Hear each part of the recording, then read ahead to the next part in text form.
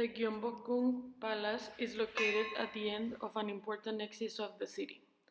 This street is surrounded by important government buildings, embassies, and museums. This area of the city hosts a lot of life all day long. At the end of this street, you get to the palace, and then to the main gate called Gwangamun.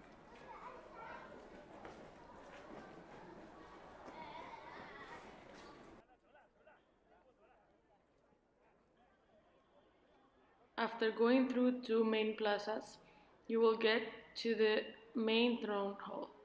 This place used to be where the important visitors were welcomed. To the west side of the throne hall, the Gyeongguru Pavilion was used to hold important banquets during the Joseon dynasty. This pavilion is located in the middle of a pond, and the first floor has an impressive column hall.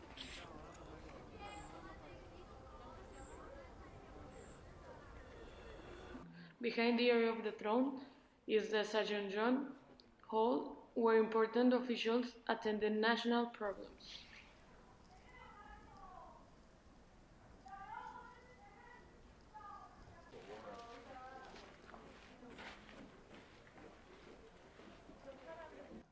Following this part, there was a more private area, where the main residence for the king was set.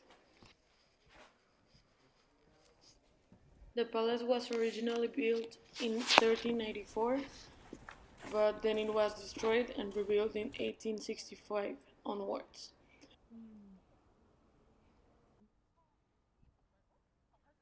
Because of its original character, this palace was not intended to be open to the general public, but now it's one of the most visited historic places of Korea. The JCC Art Center is divided into two buildings. They are located in the same street, but they are almost separated by a block.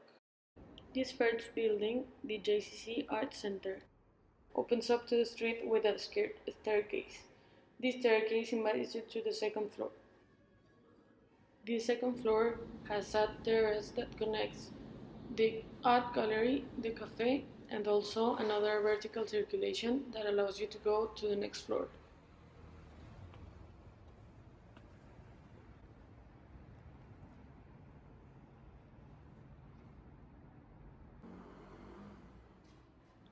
In this third floor, there is another large terrace. This terrace opens up to the views of the city, taking advantage of the slope that the site has. This terrace is covered by the third floor of the gallery.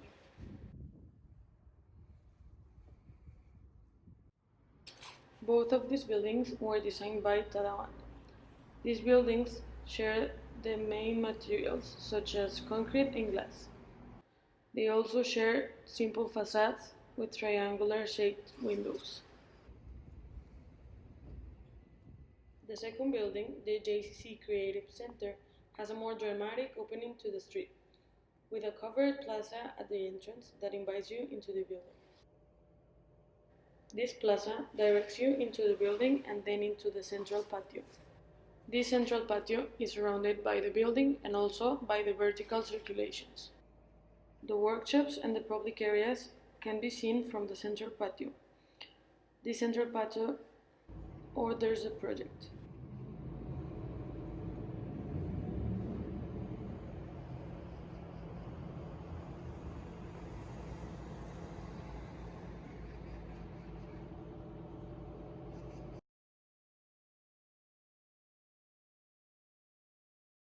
At the top of this building, there is a large rooftop that allows you to have an amazing view of the city.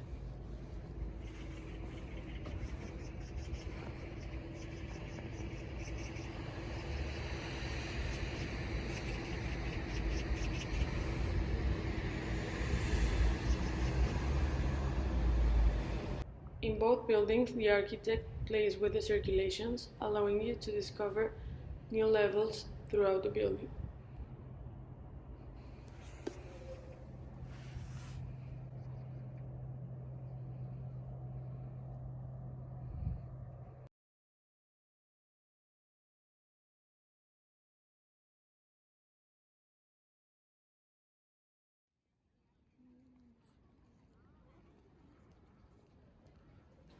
The Iowa Women's University building is a complex that includes classrooms, offices, restaurants, theater, fitness center, lecture rooms, and more.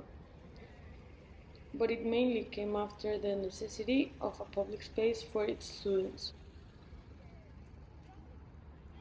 The complex is composed of two parallel buildings separated by a void that is almost the same size as one of the solid buildings. These buildings are opening to the main gate that connects the city to the campus, inviting the people in. This complex was designed by the architect Dominique Perrault. He made a building that creates a new topography. It makes you discover and circulate the building in different levels. You could walk on the roof garden, walking through the gentle slope, circulate in the main plaza that is located in the middle of the two buildings, climb the monumental staircase, or cross between the buildings in the basement beneath the plaza.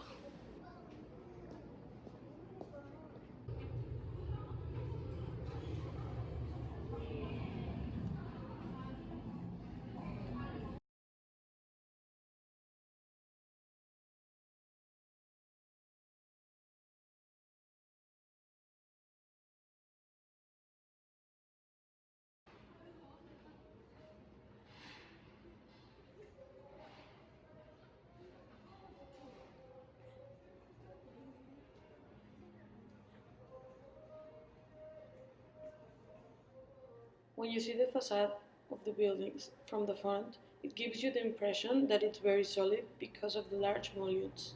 But when you walk through the valley, you can see the visually permeable building.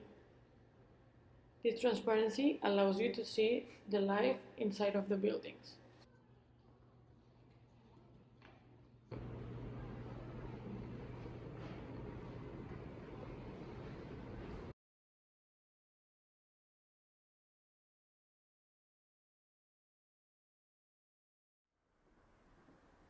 The Samsung Lee Museum is located in the Hanang-dong residential district that is located near to Itaewon. These three buildings are made by three different firms, Oma, Mariobota, and Jean Nouvel. Each architect interpreted belonging to the place in a different way. The three museums converge into a central space that works as a lobby. It is located beneath the reverse cone of the first museum. The master plan was designed by Oma in 1997.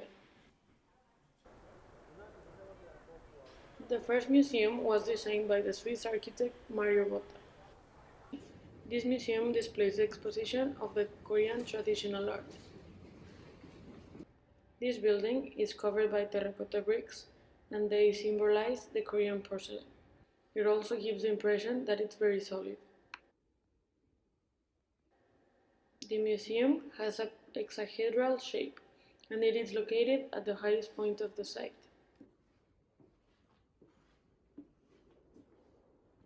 The circulations of this building start from the fourth floor and then you start your way down through the ramp that is located in the middle of the hexahedral shape.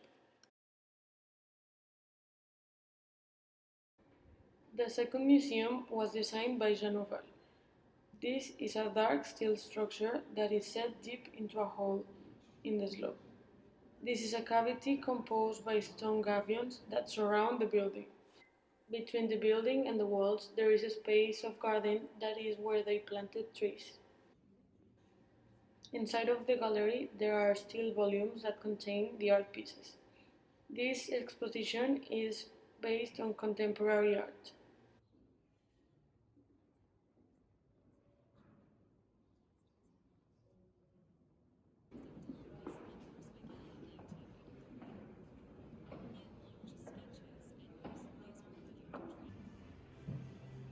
The third museum is a building made by the third museum was built The third museum was designed by Rem Koolhaas. It has a characteristic massive black concrete box that is located inside of another glass box. You start in the floor beneath the black box. Then you go inside of the black box, and at last you go on top of it. These three spaces have different characteristics and different lightnings.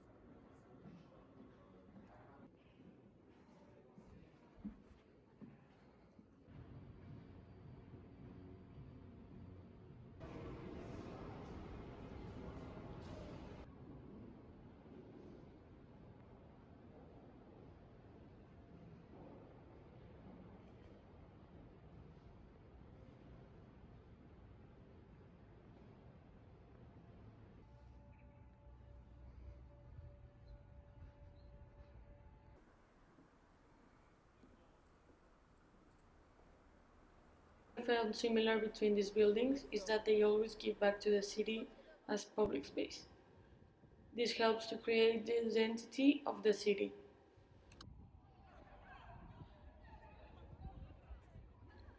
These buildings invite the people into these public spaces.